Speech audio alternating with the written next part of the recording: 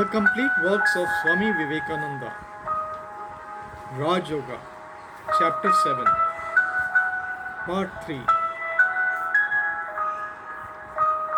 The yogi says there is a great danger in stumbling upon this state. In a good many cases, there is a danger of the brain becoming deranged, and as a rule, you will find that all those men, however great they were, had stumbled upon this superconscious state without understanding it, groped in the dark, and generally had, along with their knowledge, some quaint superstition. They opened themselves to hallucinations. Muhammad claimed that angel Gabriel came to him in a cave one day and took him on the heavenly horse Arak, and he visited the heavens. But with all that, Muhammad spoke some wonderful truths. If you have read the Quran, you find the most wonderful truths mixed with superstitions. How will you explain it?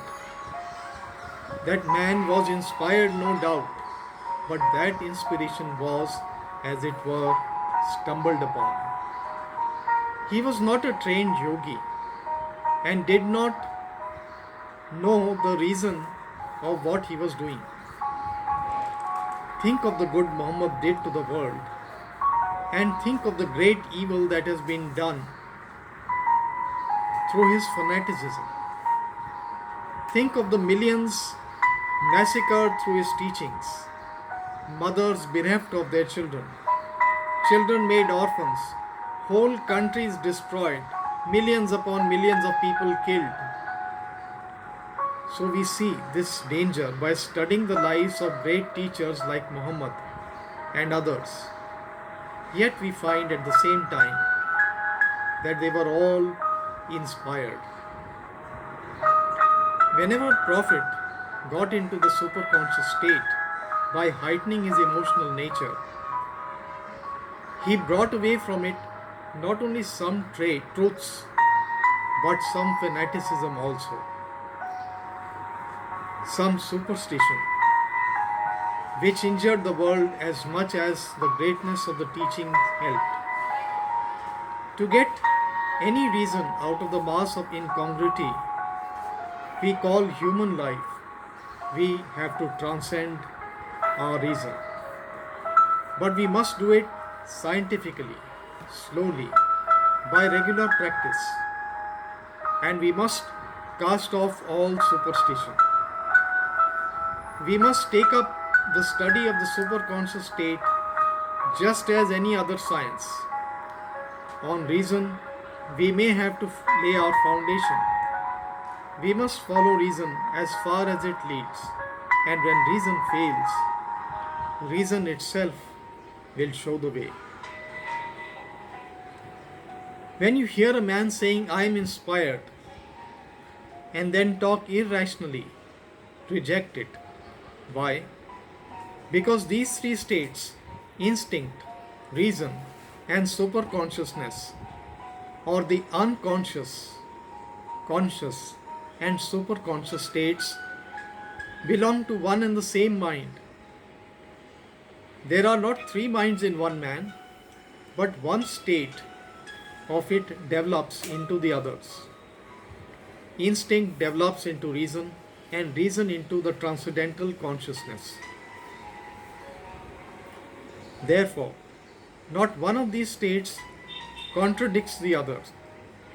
Real inspiration never contradicts reason, but fulfills it.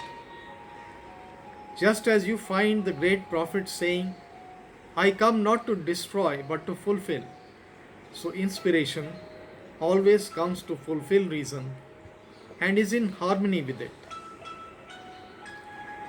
All the different steps in yoga are intended to bring us scientifically to the superconscious state or samadhi.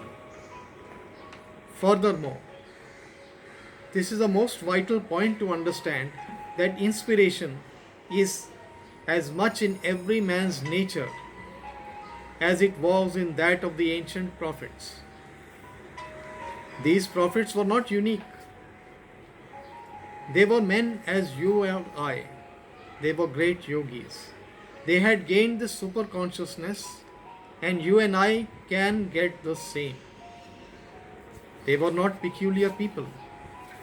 The very fact that one man ever reached that state proves that it is possible for every man to do so. Not only is it possible, but every man must eventually get to that state. And that is religion. Experience is the only teacher we have. We may have talk and reason all our lives, but we shall not understand a word of truth until we experience it ourselves. You cannot hope to make a man a surgeon by simply giving him a few books. You cannot satisfy my curiosity to see a country by showing me a map. I must have actual experience. Maps can only create curiosity in us to get more perfect knowledge.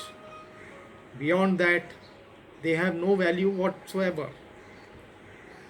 Clinging to books only degenerates the mind. Was there ever a more horrible blasphemy than the statement that all the knowledge of God is confined to this or that book?